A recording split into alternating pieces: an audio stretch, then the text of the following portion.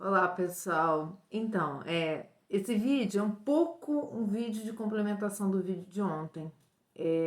Eu queria ter tido mais tempo após a gente falar sobre, né, o comportamento homossexual o posicionamento de um PhD em psicologia que estudou, conviveu a fundo com essa questão. Eu queria ter tido tempo de falar. Isso me veio com o evangelho de hoje. Por quê? Porque essa parábola do semeador, ela nos dá muitas interpretações, na verdade. Uma das interpretações que eu gostei de ouvir hoje na homilia do sacerdote, mais cedo, né? Eu assisti a missa e já ouvi outras homilias hoje, é que por que o semeador semeia no meio dos espinhos? Por que o semeador deixa a semente no meio do caminho? Por que está no meio das pedras? Porque, na verdade, são metáforas para a alma humana, né? E a alma humana, ela se apresenta de várias formas e com várias dificuldades. Mas o semeador sabe que ele tem capacidade, como semeador, de cultivar, seja onde for essa semente. Porque o semeador não é um agricultor cuidando de uma terra que tem que ser fértil, que o solo tem que ter um pH tal. Ele é um semeador divino. Ele é capaz de fazer brotar uma flor numa rocha, né? Então, é muito importante a gente ter essa noção do amor de Deus por nós, porque ele não desiste até o último suspiro. Então, nós como cristãos, a gente também tem que dar essa mensagem de amor e de esperança, né? Então, complementando esse vídeo de ontem, que nós falamos de algo que é difícil, né? Um assunto espinhoso, difícil, mas as coisas que um cristão fala para o mundo, elas ou podem se tornar agressivas, de acordo com a abertura ou não do seu coração, elas também podem se tornar um sinal de salvação para a sua vida. Por quê? Porque nós damos daquilo que nós recebemos, né? E aí a importância dos sacramentos. Porque o sacramento nos faz portadores de uma divindade que não somos nós. O sacramento, como eu já disse em outros vídeos, eu gosto sempre de repetir isso, é o sinal vivo de uma graça invisível. Que sinal vivo é esse? É Cristo. Cristo é um homem, né? Deus feito homem, e ele vive, está vivo, presente no meio de nós através dos sacramentos, né? Materializado já esteve, não foi aceito? Então você pode perguntar, mas por que não aparece aqui e sai andando que nem um homem? Já fez, foi crucificado, né? Então a gente não vive numa sociedade tão diferente assim, o ser humano não mudou. Essa questão das autodefinições para sua própria vida sempre existiram e sempre vão existir. Mas a gente está aqui para ajudar nessa semeadura, né? Para fazer nascer essa semente de fé, de esperança, de caridade no coração das pessoas. E isso só acontece a partir de uma aceitação desse Cristo. Então a gente não está aqui como cristão derramando na internet um código de conduta que vai te fazer um bom cristão, uma boa pessoa, né? Agora sim eu tô ótimo com Deus porque agora eu cumpro essa cartilha. Não é isso. Para que eu tenha aderência ao amor de Deus na minha vida, eu primeiro tenho que acolhê-lo, tenho que aceitá-lo como uma pessoa. Assim como você faz uma amizade, assim como você se casa com uma pessoa, né? E o matrimônio é muito figuração dessa nossa união com Cristo. Por quê? Porque nós temos que fazer renúncias para o matrimônio, é isso? Nós temos que fazer sacrifícios. E essa união com Deus, mas o ser humano, assim como suas relações pessoais, também não quer renúncias e sacrifícios, também não vai querer para Deus. Então, é viver na superficialidade. Então, você pode viver na superficialidade da sua vida, você pode ter fé, mas viver na superficialidade da sua fé. Você pode não mergulhar nesse mistério profundo da obediência, que Cristo vem nos dar o exemplo dessa obediência. Não canso de falar na palavra obediência aqui no canal, que é outra coisa que mexe muito comigo. Até porque eu, como ser humano, tive as minhas dificuldades muitas vezes, né? Eu tenho uma Bíblia que eu ganhei com 15 anos de um sacerdote e ela é toda marcada. Mas eu estudava, eu lia a Bíblia e eu gostava, eu tinha prazer, né? Minha mãe mesmo diz, né? Você sempre gostou de ler, sempre gostou das coisas de Deus. Gostei, mas eu penso que eu fui sempre fiel. Ser fiel é algo que não é um esvaziamento de si no sentido de, ai, tô vazio, não tem nada de mim. Não, é um esvaziamento das suas, do seu orgulho, da sua vaidade, de você ser dono do seu destino, de você querer que as coisas aconteçam a seu tempo e sua hora. Isso é um trabalho. Olha, eu tô aqui, já tenho 43 anos, estou aqui me denunciando, nunca disse minha idade no canal, eu tenho 43 anos, então é uma caminhada que eu vou dizer para vocês, há pouco tempo eu consegui fechar nesse sentido. E muitas coisas já estão mudando na minha vida nesse sentido. Então não é uma caminhada simples nem fácil, mas eu me coloquei para Deus e falei, Senhor, a minha vida é tua, minha vida já está justificada em ti. Pode me levar agora, pode me levar daqui a 2 dias, pode me levar... É contigo. Então é essa fé, esse crer que tem um Deus, que ele é pessoal, que ele faz parte da nossa vida, do nosso dia a dia, caminha conosco nas nossas dificuldades, ajuda a carregar essa cruz dos nossos nãos, dos nossos sês. Se fosse isso, se tivesse feito aquilo, né, de pagar o preço junto com a gente das nossas transgressões, das nossas dificuldades em sermos fiéis. Então Deus está aqui para o que deve é. E nós estamos para Deus para o que deve é. Então essa parábola do semeador vai dizer o seguinte, quando nós não permitimos que essa semente floresça em nós, né? Quando a gente quer ser dono da nossa razão, quando a gente quer sufocar essa palavra de Deus, não quer que ninguém interfira na nossa vida. Eu decido, eu sei que é bom para mim, não quero ninguém me incomodando, então isso nos afasta da graça, de viver uma vida na graça. Engraçado, eu de vez em quando eu vejo uns programas que até são contra a igreja para ver o que se fala sobre isso, né?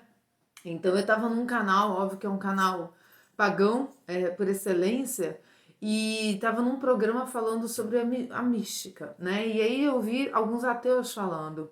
E teve um ateu que disse que inclusive não acredita por conta dos maus exemplos dentro da igreja, né? E isso ameniza o erro daquele ateu, sabia disso? Porque nós cristãos somos aqueles portadores da mensagem, da boa nova. Então se a nossa vida não está de acordo, como é que eu posso vir aqui e falar para vocês?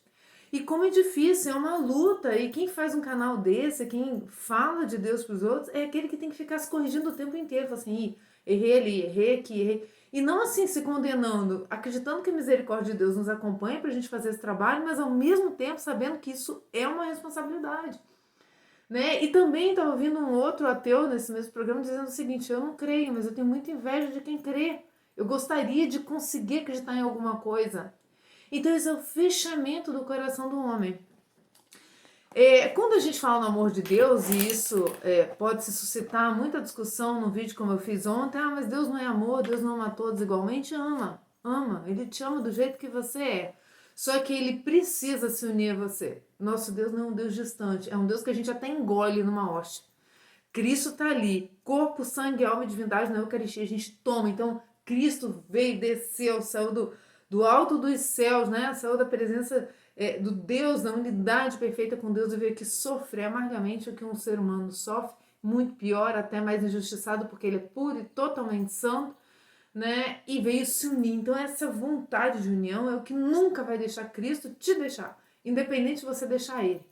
Então eu queria só ler um trechinho, que eu gosto muito desse trecho de João 15, em que ele fala da videira. Eu sou a videira e meu pai é o agricultor. Tem muito a ver com a homilia de hoje também, que da semeadura, né? Essa questão de cultivar, né? Deus ele mesmo planta, depois ele mesmo cultiva, depois ele mesmo colhe. Você só precisa aderir e obedecer, porque essa união com Deus já é algo que atrai o homem. Por isso o homem é naturalmente religioso. O religioso é se religar, é como se a gente tivesse desligado de algo e estivesse religando, religar, religião.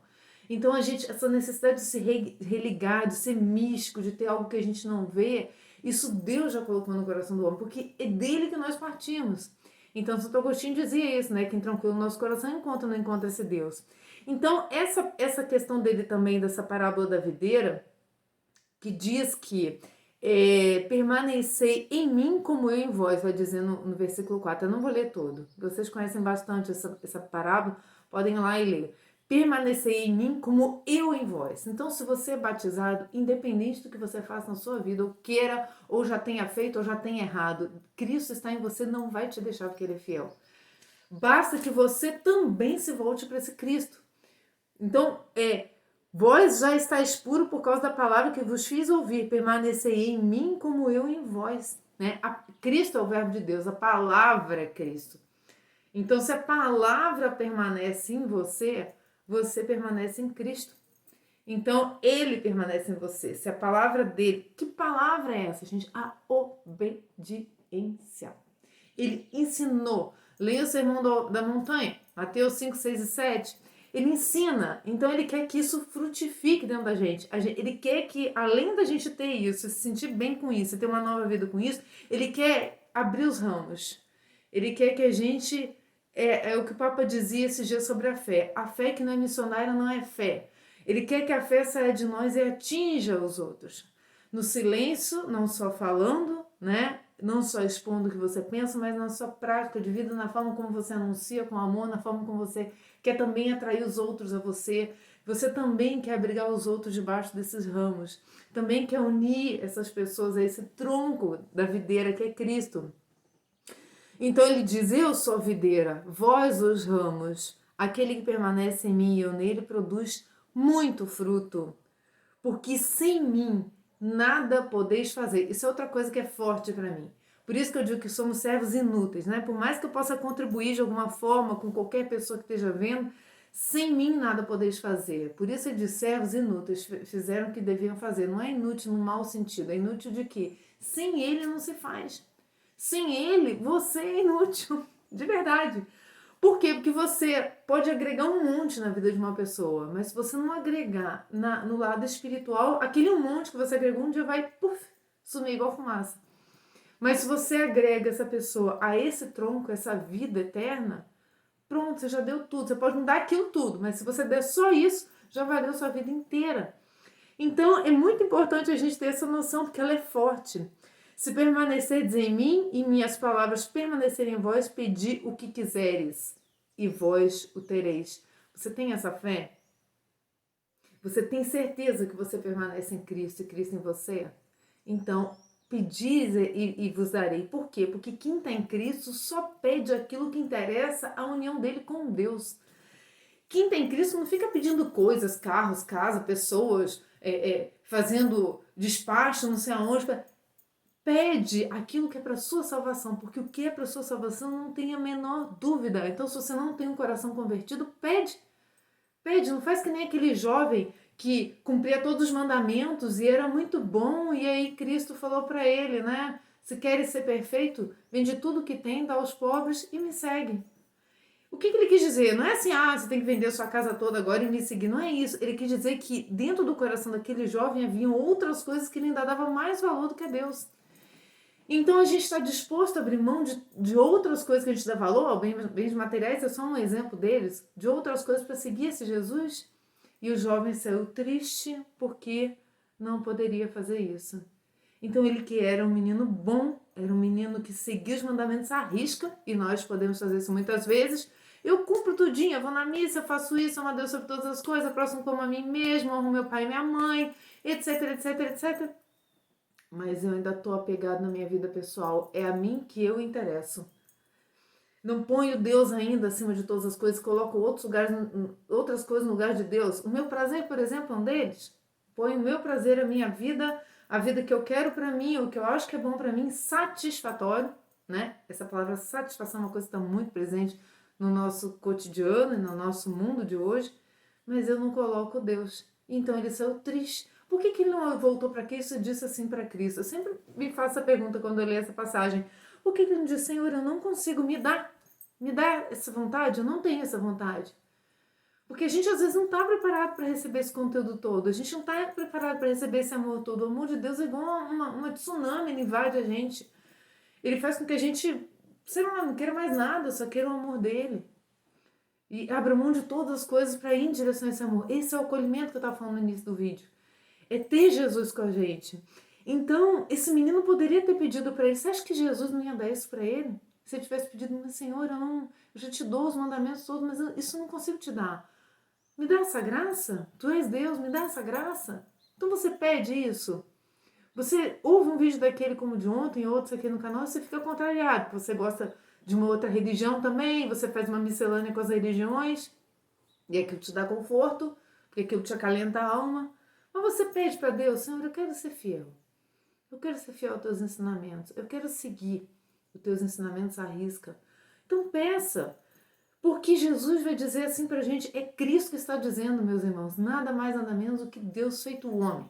Então, se você não acredita que Cristo é Deus feito homem, você pode rasgar tudo isso que eu tô falando, pode esquecer esse vídeo, porque agora, se você acredita que Cristo é Deus que veio ter com o homem para resgatar o homem, unir o homem a ele, para daí o homem poder se unir a Deus, porque quando nos desligamos por vontade própria e continuamos nos desligando, não vamos culpar Adão e Eva, porque eu e você, a gente cansou de fazer isso, tá? Começo por mim, cansei de me desligar para fazer o que eu queria, mas quando você entende essa mensagem, você sabe que Cristo veio, que era o único sacrifício perfeito, a única pessoa que podia te ligar perfeitamente a Deus.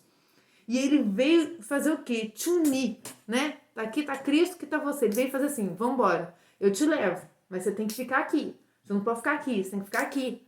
Então, essa urgência que Cristo tem de nos resgatar é de um amor tão apaixonado, que ele morreu da forma que amou, pedindo para Deus não castigar aqueles que estavam matando ele. Se você fosse crucificado, sofresse aquela injustiça absurda, aquele julgamento absurdo, eu como advogado eu posso dizer, né, que é um julgamento mais do que absurdo, né?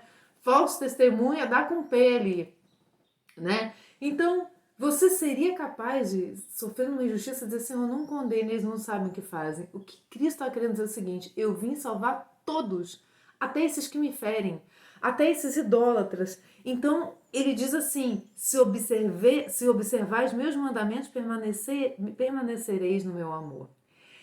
Essa leitura da Bíblia para mim é muito forte, porque muitas vezes a gente acha que permanece no amor de Deus só fazendo bem, só sendo bonzinhos. Não! Para você permanecer no amor de Cristo é preciso uma aderência, é preciso uma renúncia, é preciso um sacrifício, é preciso se manter fiel. Toda a história da aliança do Antigo ao Novo Testamento quer dizer o seguinte, seja fiel na alegria, louve a Deus na alegria, mas louve a Deus nas suas adversidades, nos seus nãos da sua vida. Né? Isso é uma coisa que se aprende e que se estuda e que se alcança por pura graça de Deus e oração. Não tem outro caminho. Oferecer jejuns, mesmo que sejam pequenos durante o dia, oferecer coisas, vou deixar de fazer isso só por aquelas almas, eu vou deixar de fazer isso pelo meu irmão ali, eu vou rezar uma Ave Maria pelo sacerdote que me deu aquela homilia. Essas pequenas coisinhas, elas alimentam a nossa fé, assim, de uma maneira mística mesmo, não tem explicação.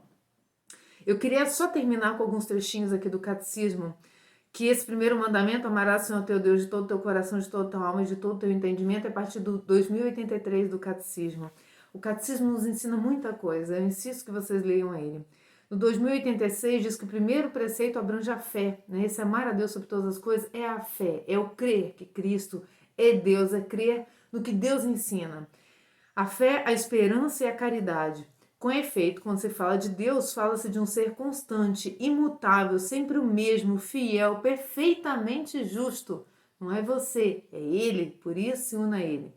Daí decorre que nós devemos necessariamente aceitar suas palavras e ter nele uma fé e uma confiança plena, total, irrevogável, sem dúvida.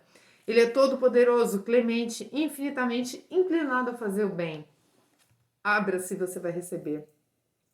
São Paulo fala da obediência da fé, ele vê no desconhecimento de Deus o princípio e a explicação de todos os desvios morais. Desconhecer, não quero ver, não quero saber, é melhor não ouvir, né? Ouça, porque isso faz bem. A incredulidade é a negligência da verdade revelada ou a recusa voluntária de lhe dar o próprio sentimento. Chama-se heresia a negação pertinaz após a recepção do batismo, quer dizer, você tem que já estar unido a Deus, purificado pelas águas do batismo, de qualquer verdade que se deve crer com fé divina e católica, ou a dúvida pertinaz a respeito dessa verdade. Isso é heresia, é uma dúvida que você não abre mão dela, você continua cultivando aquela dúvida, não é uma negação, uma dúvida. Também ele fala da apostasia, que é o repúdio total à fé cristã, né? É a minha fé, não é a fé cristã raiz, é a minha fé. Deixa eu levar como eu quero a minha fé. Não, você é convidado a ser fiel.